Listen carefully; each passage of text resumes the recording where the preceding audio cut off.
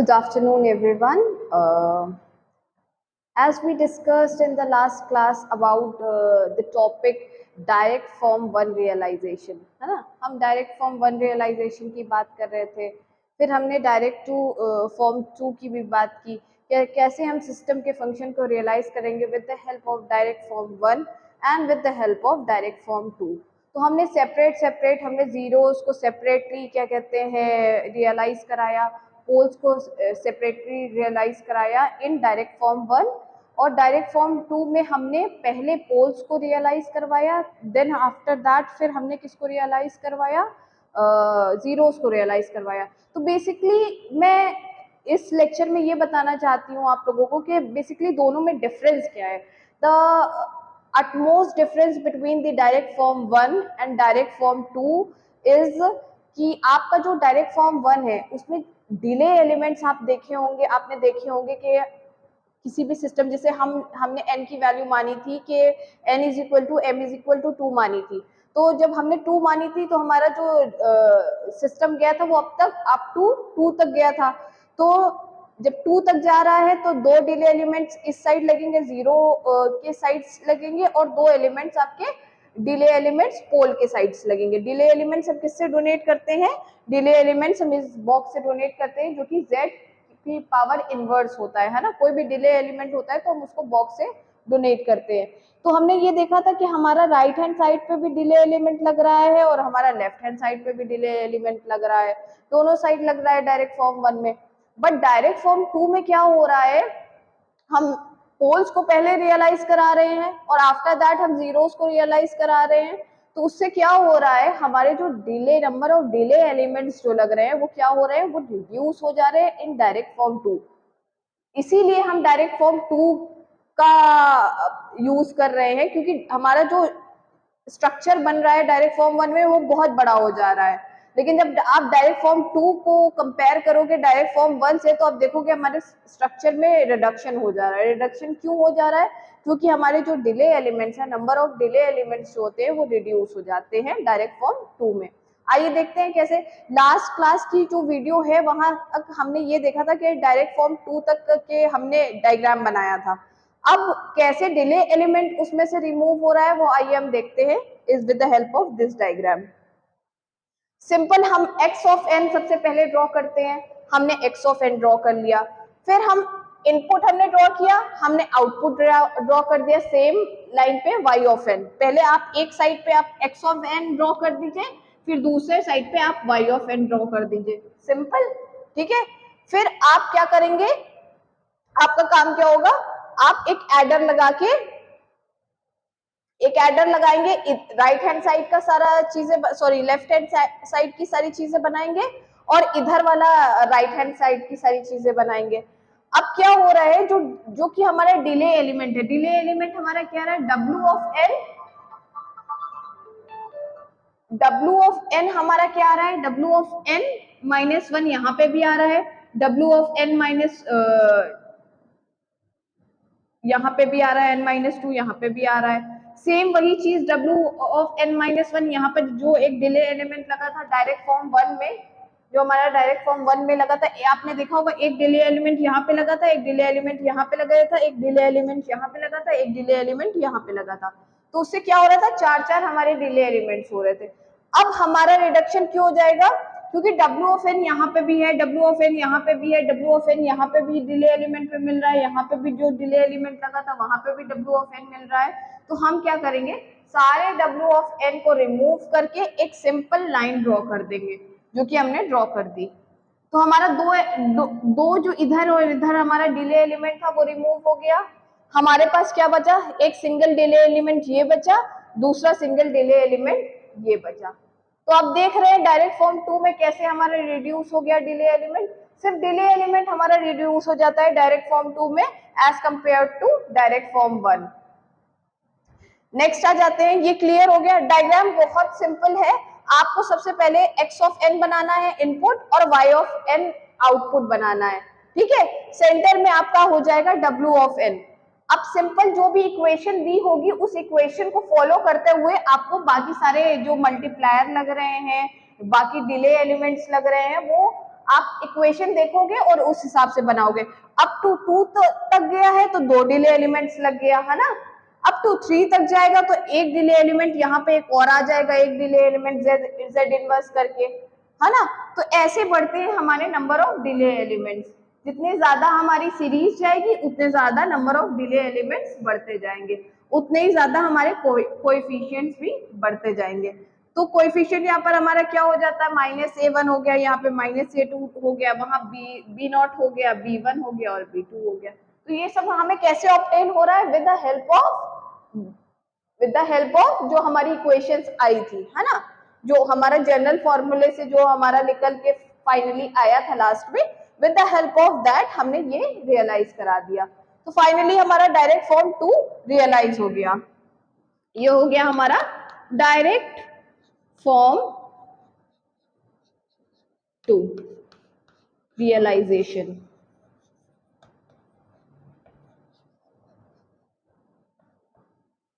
Next topic पे आते हैं, तो बात करते हैं हम कैस्केड, CADE,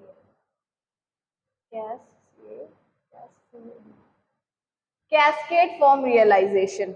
अब कैस्केड फॉर्म रियलाइजेशन क्या होता है, कैस्केड मतलब हम सीरीज की बात कर रहे हैं, यानी हमारा h ऑफ z क्या हो जाएगा, यहाँ पे h of z is equal to हो जाएगा h1 of z into h2 of z into h3 of z। ठीक है, हमारा क्या हो जाएगा, h of z is equal to h1 of z, h2 of z और h3 ऑफ z, और सीरीज में इसका डायग्राम भी बन जाएगा।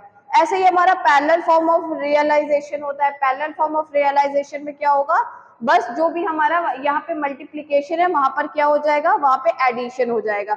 चलिए हम एक अच्छा सा डायग्राम बना के आप लोगों को और भी बेहतर तरीके से समझाते हैं।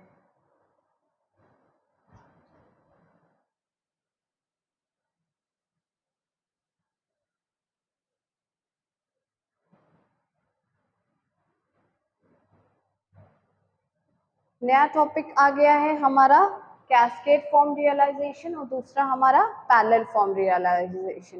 कैस्केड की बात कर रहे हैं तो हम सीरीज की बात कर रहे हैं, पैरेलल की बात कर रहे हैं तो हम आपस में वो ऊपर नीचे एक दूसरे के पैरेलली होंगे कनेक्टेड। ठीक है, तो सीरीज में बात करें तो h ऑफ z क्या हो जाएगा हमारा, h1 ऑफ z हो जाएगा इंटू h2 ऑफ z हो जाएगा इंटू h3 ऑफ z होगा, जैसा कि अभी मैंने थोड़ी देर पहले बताया था। और पैरेलल फॉर्म में बस जस्ट ऑपोजिट हो जाएगा, जो कि आपका इनटू में जो चीजें चल रही थी वो क्या हो जाएगा, सीधा वहां पे प्लस हो जाएगा, यानी h ऑफ z क्या हो जाएगा, h1 ऑफ z हो जाएगा प्लस h2 ऑफ z हो जाएगा और h3 ऑफ z हो जाएगा।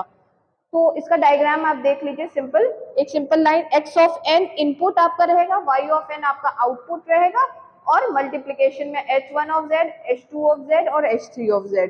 ओके, पैरेलल में आ जाइए, पैरेलल फॉर्म रियलाइजेशन में यहाँ पे हमारा h1 ऑफ z क्या हो जाए, सॉरी h ऑफ z क्या हो जाएगा, h of z is equal to h1 of z plus h2 of z plus h3 of z। ठीक है, ये हमारे पैरेलली कनेक्ट हो जाएंगे, यानी h1 ऑफ z हो गया, उसके पैरेलल क्या है h2 ऑफ z हो गया, उसके पैरेलल क्या है h3 ऑफ z हो गया। इनपुट आपका x ऑफ n हो गया, आउटपुट आपका y ऑफ n हो गया। With the help of this adder आपके सारे ये ऐड हो जाएंगे, है ना, एक एडर लगा देंगे आप, तो ये इससे ऐड हो जाएगा और ये इससे ऐड हो जाएगा, तो आपका क्या आ जाएगा, आउटपुट क्या आ जाएगा, h1 of z plus h2 of z plus h3 of z को जब आप कंबाइन करेंगे तो आपको h ऑफ z मिल जाएगा। इधर जब आप मल्टीप्लाई करेंगे h1 of z, h2 of z और h3 ऑफ z को, तो हमें आपको क्या मिल जाएगा, h ऑफ z की वैल्यू मिल जाएगी। अब हम इसके बेस पे न्यूमेरिकल क्वेश्चंस करेंगे, डायरेक्ट फॉर्म 1 रियलाइजेशन और डायरेक्ट फॉर्म 2 रियलाइजेशन। हम पूरा न्यूमेरिकल करेंगे और हम देखेंगे न्यूमेरिकल में, अब हम अभी तक तो हम जनरल फॉर्म ऑफ इक्वेशंस पे चल रहे थे, अब हम वैल्यूज लेके चलेंगे और वैल्यूज में हम देखेंगे कि कैसे हमारा रियलाइज हो रहा है डायरेक्ट फॉर्म 1 और कैसे रियलाइज हो रहा है हमारा डायरेक्ट फॉर्म 2। चलिए आइए देखते हैं।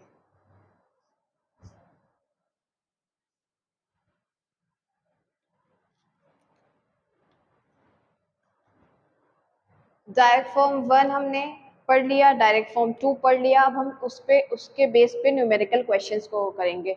जैसे कि पहला आ गया obtain the direct form 1 and 2 form realisation. ठीक है, तो हमारा क्वेश्चन क्या है? क्वेश्चन हमारा है 1 plus Z inverse plus 1 plus 2 Z की पावर माइनस 1, नीचे आ जाइए, अपॉन में 1 plus 1 by 2 Z inverse, multiplication में 1 माइनस 1 बाई 4 जेड इनवर्स, फिर मल्टीप्लीकेशन में 1 प्लस 1 बाई 8 जेड इनवर्स। ठीक है, जैसे कि हम जो भी ऑब्टेन करेंगे एच ऑफ जेड, चाहे हम डायरेक्ट फॉर्म 1 में कर रहे हो चाहे हम डायरेक्ट फॉर्म 2 में कर रहे हो, तो उसको हम स्टैंडर्ड फॉर्म में लिखेंगे। तो स्टैंडर्ड फॉर्म हमारा क्या है? H of Z B nought plus B one Z inverse plus B two Z inverse अगर वैल्यू 2 तक गई है, और upon 1 plus A one Z inverse plus A two Z की power minus 2 plus A three Z की power minus 3 and so on. ठीक है, तो जीरोस और पोल्स आप इस तरह से करके ऑब्टेन करके और रियलाइज करवाएंगे। तो आइए देखते हैं कैसे रियलाइजेशन होता है। तो ये हमारा एच ऑफ जेड ये हो गया। तो हम क्या करेंगे? पहले हम इसको और इसको क्या करेंगे? मल्टीप्लाई कर लेंगे आपस में। चलिए आइए देखते हैं इन दोनों को मल्टीप्लाई करके क्या आता है। तो हमारा क्या है? 1 plus Z inverse plus 1 plus 2 Z inverse है ना, तो ये आ जाएगा आपका इज इक्वल टू, इसको मल्टीप्लाई करेंगे तो क्या आ जाएगा? 1 आ जाएगा। फिर इसको इसके साथ मल्टीप्लाई करेंगे तो क्या आ जाएगा? प्लस 2 जेड इनवर्स, है ना। अब नेक्स्ट आ जाएगा, इसको करेंगे मल्टीप्लाई तो क्या आ जाएगा?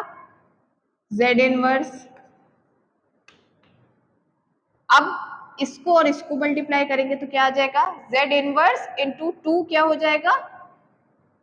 प्लस 2 जेड की पावर माइनस 2, है ना। आ गया ना, ये हमारा पहला वाला हो गया। अब नीचे आ जाइए, नीचे की बात करेंगे तो पहले हम इसको और इसको मल्टीप्लाई करेंगे। ठीक है, इसको मल्टीप्लाई करके देख लेते हैं क्या आता है। सिंपल, जैसे हमने ऊपर मल्टीप्लाई किया है वैसे ही हम नीचे मल्टीप्लाई करेंगे। इसको इसके साथ करेंगे, फिर इसी को इसके साथ करेंगे, फिर दूसरे वाले नंबर को इसके साथ करेंगे, और फिर वही दूसरे वाले नंबर को इसके साथ करेंगे। तो आइए देखते हैं क्या आ जाता है। 1 इंटू 1 क्या हो जाएगा? 1 हो जाएगा। ठीक है, अब 1 को माइनस 1 बाई 4 से मल्टीप्लाई करेंगे तो क्या आ जाएगा? माइनस 1 बाई 4 जेड इनवर्स, है ना। अब प्लस 1 बाई 2 जेड इनवर्स को मल्टीप्लाई करेंगे 1 से तो क्या आ जाएगा? प्लस 1 बाई 2 जेड इनवर्स, है ना। अब इसको कर लिया, फिर इसको कर लिया। अब इसको और इसको इसके साथ कर लिया, अब इसको और इसके साथ करेंगे तो 1 by 2 Z inverse minus 1 by 4 Z inverse क्या हो जाएगा? माइनस आएगा। 1 बाई 4 टू जा क्या हो जाएगा? 8 हो जाएगा, है ना। 4 टू जा 8, जेड की पावर क्या हो जाएगा? माइनस 2 हो जाएगा, है ना। ये दोनों भी मल्टीप्लाई हो गया। अब क्या हमारे पास बच रहा है?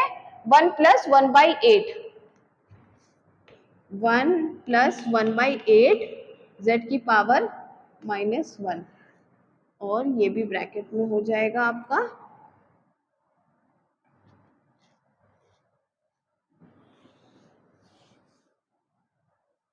समझ में आ गया कैसे किया है? ये ऊपर वाला तो हमने कर लिया, इसको और हम रियल सॉल्व कर लेंगे तो क्या आ जाएगा? 1 प्लस 2 जेड इनवर्स प्लस 1 क्या हो जाएगा? 3 जेड इनवर्स हो जाएगा, प्लस 2 जेड की पावर माइनस 2। ठीक है,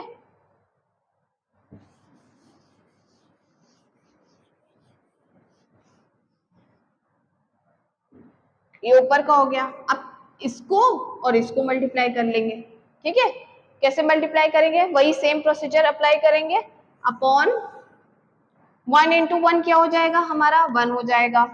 इसको अब फिर 1 को हम किससे करेंगे? इससे करेंगे तो क्या हो जाएगा? प्लस 1 बाई 8 जेड की पावर माइनस 1, है ना। अब इसको करेंगे 1 से, माइनस क्या हो जाएगा? 1 बाई 4 जेड की पावर माइनस 1, फिर हम इसको और इसके साथ करेंगे तो क्या हो जाएगा? माइनस 1 बाई 4 8 तक क्या हो जाएगा? 32 हो जाएगा, जेड की पावर क्या हो जाएगा? माइनस 2 हो जाएगा। अब इसके साथ करेंगे प्लस 1 बाई 2 जेड की पावर माइनस 1। ठीक है, अब इसको इसके साथ करेंगे क्या हो जाएगा, +1 बाय 8 टू द 16 हो जाएगा, 1/16 z की पावर -2। ठीक है, अब क्या बचा, ये बचा, इसको मैं नीचे कर दे रही हूँ। ठीक है, ये हो जाएगा -1/8 z की पावर -2, और इसको करेंगे मल्टीप्लाई, तो हो जाएगा -1/8 8 द 64 हो जाएगा z की पावर -3, है ना। तो ये आपका आ गया, क्या आ जाएगा, 1 + 1/8 z इनवर्स -1/4 z की पावर -1 -1/32 z की पावर -2 +1/2 z की पावर -1 +1/16 z की पावर -2 -1/8 z की पावर -2 -1/64 z की पावर -3। इसको फर्दर सॉल्व करेंगे तो क्या आ जाएगा,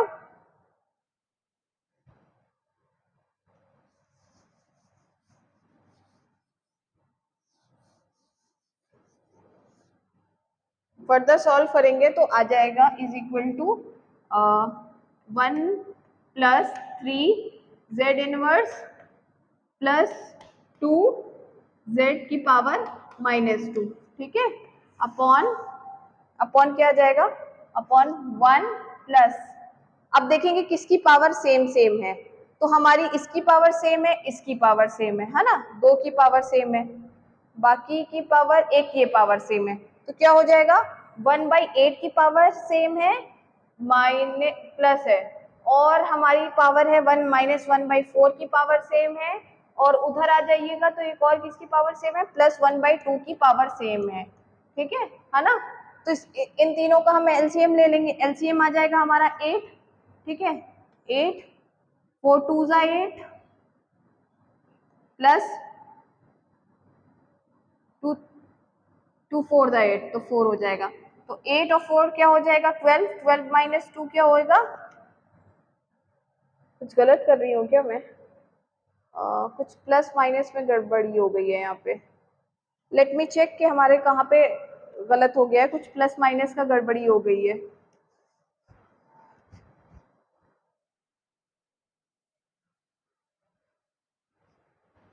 तो हमने जो भी सॉल्विंग की थी वो वहां पर कोई भी प्रॉब्लम नहीं थी, हमारी प्रॉब्लम कहाँ पे आ रही थी, यहाँ पे जब हम एलसीएम लेके कर रहे थे तो नीचे आया 8 8 1 ज़ा 8, तो यहाँ पे क्या आ जाएगा, 1 आ जाएगा, है ना, जो कि हमने 8 लिख दिया था बाय मिस्टेक। तो अब हमारा क्या हो जाएगा, 4 और 1 क्या हो जाएगा, 5 हो जाएगा, 5 में से 2 गया 3, तो ये क्या आ गया आपका 3/8, है ना, 3/8 आ गया, तो प्लस 3/8 z इनवर्स हो गया, है ना, ये तो z इनवर्स हमने कर लिया, ये वाला हो गया और ये वाला हो गया, और देन हमारा z इनवर्स। अब z की पावर 2 वाला लेते हैं, तो z की पावर 2 वाले में क्या क्या है, -1/32 है, देन आपके पास है +1/16 है, देन आपके पास है 1/8 प्लस सॉरी -1/8, तो इसका एलसीएम हमारा 32 आ जाएगा, ये 1 आ जाएगा, +16 2 ज़ा -8 4 ज़ा, तो 4 और ये क्या हो जाएगा, सॉरी 2 और 1 3, तो ये क्या आ जाएगा हमारा 1/32, ये -4 है और ये +1 है, तो 2 और 1 क्या हो जाएगा 3, और -4 से माइनस करेंगे तो ये हमारा क्या आ जाएगा, -1/32 z इनवर्स, z की पावर -2। अब क्या बचा हमारे पास, z की पावर -2 भी हमने कर लिया। ठीक है, अब क्या बचा हमारे पास, सिर्फ क्या बचा, -1/64 z की पावर -3, है ना, ये हमारा कंप्लीट हो गया इतना। तो आप देख रहे हैं क्रॉस मल्टीप्लाई करके हमारा ये आ गया, ये ऊपर हमारे आ गए जीरोस आ गए और नीचे हमारे क्या आ गए, पोल्स आ गए, है ना। तो ये क्या है हमारा फीडबैक, ये पूरा क्या है हमारा फीडबैक वाला पोर्शन है ना, ये क्या है हमारा फीडबैक वाला पोर्शन है। तो अब हम कैसे रियलाइज करेंगे और कैसे डायग्राम बनाएंगे with the help of this. अभी तक हम क्या कर रहे थे, जनरल फॉर्मूले के साथ उसका डायग्राम बना रहे थे, अब हम डायरेक्ट न्यूमेरिकल क्वेश्चंस कर रहे हैं, तो अब उसकी हेल्प से हम डायग्राम बनाएंगे with the help of these two equations, we will draw the diagram, we will realize the system with the help of these two things.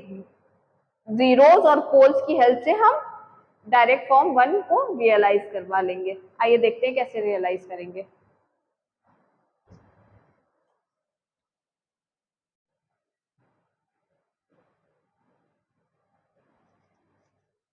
तो हमारा क्या ऑब्टेन हो रहा था, ये हमारा ऑब्टेन आया, ठीक है। लास्ट में तो ऊपर वाला जो भी पोर्शन होता है वो हमारा क्या होता है, फीड फॉरवर्ड पाथ होता है, फीड फॉरवर्ड पाथ होता है। और नीचे वाला पोर्शन हमारा क्या होता है, फीडबैक होता है, ठीक है, हमारा फीडबैक होता है। तो इसमें क्या होगा, जो ऊपर वाला पोर्शन रहेगा इसमें coefficient will remain same, coefficient जितने भी रहेंगे वो हमेशा सेम रहेंगे। बट फीडबैक कोएफिशिएंट की जो साइन होगी वो क्या होगी, वो चेंज हो जाएगी। साइन चेंज का मतलब है कि अगर माइनस है तो प्लस में हो जाएगी, अगर प्लस है तो माइनस में हो जाएगी, ठीक है। अब with the help of this हम इसको रियलाइज करवाएंगे। कैसे रियलाइज करवाएंगे, आइए देखते हैं। सिंपल, सबसे पहले हम एक्स ऑफ एन ड्रॉ करेंगे। सबसे पहला काम हमारा क्या रहेगा, इनपुट ड्रॉ करना, और दूसरा काम हमारा रहेगा यहाँ पर आउटपुट ड्रॉ करना, वाई ऑफ एन, है ना। हमने एक्स ऑफ एन बना लिया, हमने वाई ऑफ एन बना लिया। अब क्या करेंगे, हम पहले अपर वाला पोर्शन बनाएंगे। अपर वाले पोर्शन में हम कितने डिले एलिमेंट्स लगाएंगे, 2 डिले एलिमेंट्स लगाएंगे। एक डिले एलिमेंट ये लगेगा, एक डिले एलिमेंट हमारा ये लगेगा। चलिए आइए लगा लेते हैं हम डिले एलिमेंट।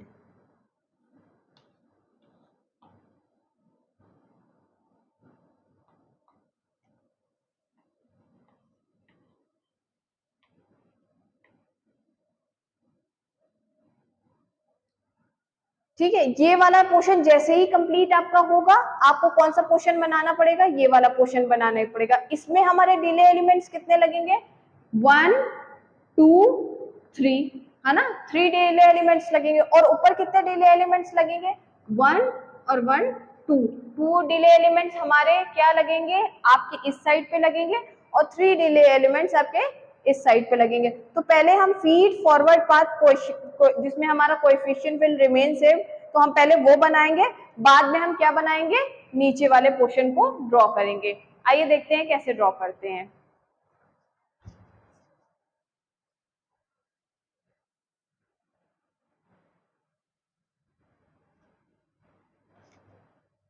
आइए देखते हैं कि अब हमने कैसे इसको ड्रॉ किया है। तो सिंपल, 2 डेली एलिमेंट्स आपने यहाँ पे लगाए और 3 डेली एलिमेंट्स 1 2 3 डेली एलिमेंट्स आपने इस साइड पे लगा दिया with the help of adder. Adder है, आपने एडर लगा दिया, ज्वाइन कर दिया। एक्स ऑफ एन यहाँ पे रहेगा, वाई ऑफ एन वहां पे रहेगा। और ये जो हमारे मल्टीप्लायर के साथ ये क्या है, हमारे कोएफिशिएंट है, 1 कोएफिशिएंट आएगा। इसके साथ इस डिले एलिमेंट के साथ कौन सा कोएफिशिएंट है, 3 है, तो 3। इस डिले एलिमेंट के साथ कौन सा कोएफिशिएंट है, 2 है, तो 2 कर दिया, ठीक है। But feedback coefficient sign में क्या हो रहा है, हमारी क्या हो जाएगी, साइन हमारी चेंज हो जाएगी। अब साइन देखिए कैसे चेंज हो रही है, आप यहाँ पर देखिए, यहाँ इसके साथ कोएफिशिएंट क्या है, सिर्फ 1 है, तो सिर्फ 1 कर दिया हमने। इसका कोएफिशिएंट क्या है, ये वाले डिले एलिमेंट का, क्या है कोएफिशिएंट, सॉरी क्या आ रहा है, 1/8 है ना, 3/8।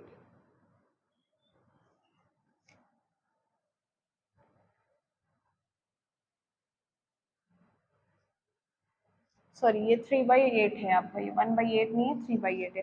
तो आप इसका ये डिले एलिमेंट के साथ हमारा क्या है, +3/8 है। तो +3/8 क्या हो जाएगा, साइन चेंज हो जाएगी, -3/8 हो जाएगा। इधर देखिए आप, -3/32 है, तो क्या हो जाएगा, +3/32 हो जाएगा। इधर देखिए -1/64 है, तो क्या हो जाएगा, +1/64।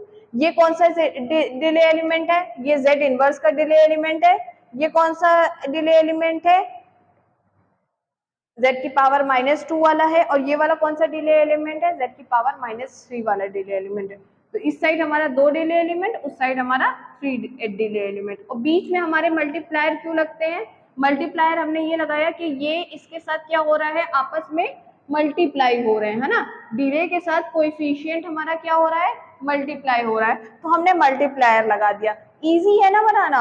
बाकी आपका ये एडर लग रहा है किसकी वजह से, साइन की वजह से आपका एडर लग रहा है। उधर भी आपका क्या एडर क्यों लग रहा है, आपकी साइन की वजह से एडर सारे लगा के हमने ज्वाइन कर दिया। ठीक है, इसको ज्वाइन कर दिया, इसको ज्वाइन कर दिया, हो गया आपका डायरेक्ट फॉर्म वन रियलाइजेशन। ये आपका क्या बन गया, डायरेक्ट फॉर्म